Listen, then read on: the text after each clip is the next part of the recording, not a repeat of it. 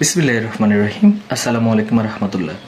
সুপ্রিয় শিক্ষার্থীরা, creative teaching মেথডের পক্ষ থেকে আমি মোহাম্মদ আতিকুল ইসলাম সুমন নিয়ে আসলাম নবম দশম শ্রেণীর সম্পাদ্য অধ্যায় আর্টের অনুশীলনী 8.5-এর একটা সম্পাদ্য। আমাদের পরীক্ষায় সম্পাদ্যটা বিভিন্নবার এসেছে। কি আছে এই সম্পাদ্যে? বৃত্তে এমন একটি স্পর্শক আঁকো যেন তা নির্দিষ্ট সরল রেখার সমান্তরাল হয়। তার মানে আমাদেরকে ওরা কি দিবে? একটা বৃত্ত দিয়ে দিবে এবং একটা নির্দিষ্ট সরল রেখা দিয়ে দিবে। তো আমরা আগে একটা বৃত্ত নিয়ে নিলাম, যে কোনো ব্যাসার্ধে একটা আমরা বৃত্ত নিলাম, যে কোনো ব্যাসার্ধে। হলে আমাদেরকে ব্যাসার্ধ দিয়ে দিবে ওরা, আমরা হলে ওদের ব্যাসার্ধ অনুযায়ী কী করবো? বৃত্ত অঙ্কন করবো। এই একটা বৃত্ত এবং একটা নির্দিষ্ট সরল রেখা দেওয়ার কথা বললেই আমরা ঠিক সরল রেখাটা কোথায় আঁকবো? তার কিছুটা বৃত্তের কিছুটা নিচে, কারণ ওই সরল রেখার সমান্তরাল করে মূলত আমাদেরকে কী করতে হবে? স্পর্শক অঙ্কন করতে হবে। তা আমরা আগে সমান্তরাল সরল রেখাটা নিচে নিয়ে নিলাম। এখন এই সরল রেখার সমান্তরাল আমাকে স্পর্শক অঙ্কন করতে হবে। তাহলে আমরা আরেকবার বৃত্তটা হচ্ছে যে ও কেন্দ্র বিশিষ্ট বৃত্ত, আমরা এটা বসালাম। ও কেন্দ্র বিশিষ্ট বৃত্ত, কেন্দ্রটা আইডেন্টিফাই করে দিচ্ছি। আর ও কেন্দ্র বিশিষ্ট বৃত্তের মধ্যে আমাদের একটা নির্দিষ্ট সরলরেখা ধরেন না এবি দেওয়া আছে। এখন আমাদেরকে এই বৃত্তে এবি এর সমান্তরাল স্পর্শক অঙ্কন করতে হবে। তো এবি সর্বপ্রথম আমরা যেটা করব, ও কেন্দ্র থেকে এবি এর উপর আমরা একটা কি আঁকবো? লম্ব অঙ্কন করব। এখন আপনাদের হয়তো কথা থাকতে পারে যে স্যার কেন আমরা এবি এর উপর একটা লম্ব অঙ্কন করব? একটাই কারণ বৃত্তের সাথে এই রেখার কোনো সম্পর্ক এতক্ষণ ছিল না। যখনই আমি এখানে উপরস্থ বিন্দু থেকে একটা লম্ব অঙ্কন করব, তখন এবি রেখার সাথে ও বৃত্তের একটা সম্পর্ক হবে। এই কারণেই আমরা এখানে কি করব? লম্বটা অঙ্কন করব। তাহলে আমরা লম্ব অঙ্কনের নিয়ম জানি, রোল নাম্বার 6।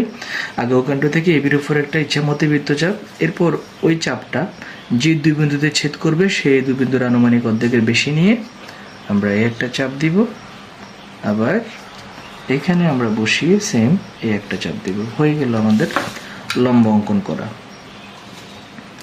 আমরা লম্ব অঙ্কন করব এবং লম্বটা বৃত্তের দুপাশে ব্যাস আকারে ছেদ করিয়ে দিব। এই হয়ে গেল আমাদের লম্ব। এখন আসেন আমাদের এবার কি আঁকা? স্পর্শক আঁকা। আর আমরা এর আগে শিখেছিলাম স্পর্শক আঁকার নিয়ম কি? স্পর্শক আঁকার নিয়ম হচ্ছে যে পরিধির মধ্যে কি অঙ্কন করা? লম্ব অঙ্কন করা। তাহলে আমরা এখানে দুইটা লম্ব অঙ্কন করে দিব। এই এক নম্বর, প্রথমত আমরা এই একটা, তারপর সেম 2, একইভাবে 3, 4 অ্যান্ড এখানে সেন্টারকে কেন্দ্র করে 5। তাহলে হয়ে গেল আমাদের মোটামুটি একটা লম্ব এবং আমাদের একটা সমান্তরাল স্পর্শক আমরা পেয়ে গেলাম। এখন যোগ করে দেন, হয়ে গেল আমাদের প্রথম স্পর্শক। এই পয়েন্ট আর এই পয়েন্ট, এই যে কানেক্ট করে দিলাম, শেষ। প্রথম স্পর্শক আমরা পেয়ে গেলাম।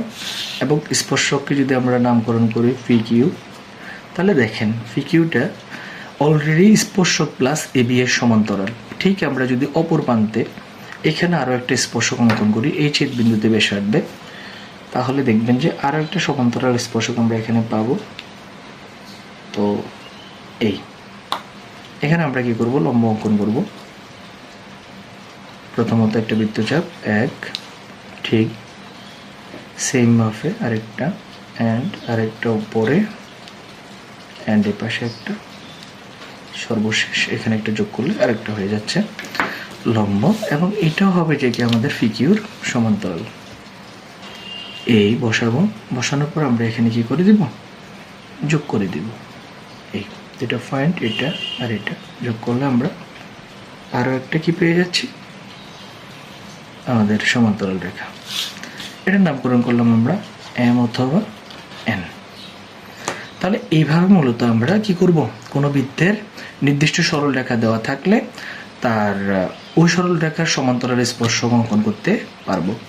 আশা করি বুঝতে পেরেছেন। ধন্যবাদ সাথে থাকার জন্য। আল্লাহ হাফেজ। আসসালামু আলাইকুম রহমতুল্লাহ।